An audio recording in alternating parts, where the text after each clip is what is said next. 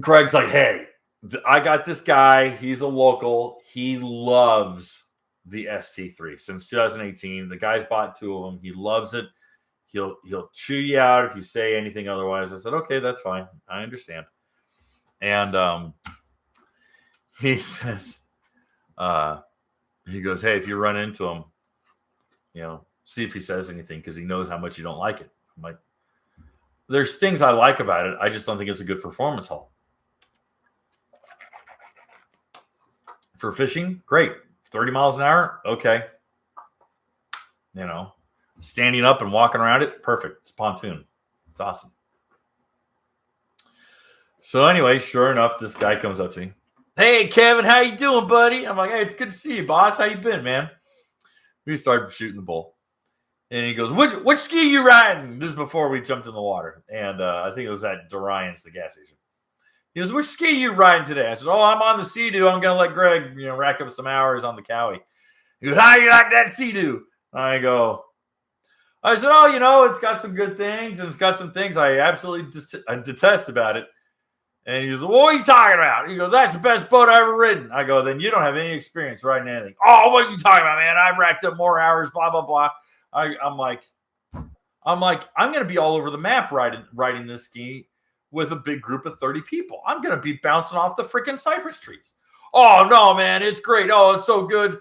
Oh, he goes, I was out in the Gulf and we got caught in rough water and everyone came in and he says, and everyone was soaked to the bone, looked like a wet rat except for me. It's the driest ride ever. And I go, I don't care if it's a dry ride. I care that it goes straight. I care that I don't have to wrestle the ski. I'm like, I'm not wearing my Sunday best when I'm jet skiing. I understand I'm going to get wet jet skiing.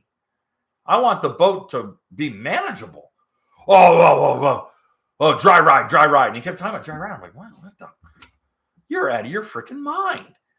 And this guy just wore me out. And it was really funny about that because Greg's laughing. Because Greg's had this conversation with him. And he's dying. He's like, oh, Kevin, you just walked right into that bear trap. You fool. Don't get into it with that guy. So anyways, catch this. So for a guy who absolutely knows everything there is to know, head to toe, who swears by his own mouth that he knows everything there is to know about this ST3. And he knows how to treat that ski and how to make it run. And it's his baby girl and he loves it to death. And, we're at dinner Saturday night. And Greg's like, hey, did you hear about Buddy, our ST3 buddy? I said, no, what happened? And I go, please tell me he didn't wreck. And he goes, oh, no, he didn't wreck his ski. I go, oh, no. Well, really nice guy who actually led the morning ride on Saturday morning named Jason Allen. He and his wife were super cool, and they put us on a really good route, and we had a lot of fun. So Jason and his group, they went out riding. They came in just before dusk. And Jason pulls up on his trailer, hitches it up. At least he thought he did. And he pulls the trailer up.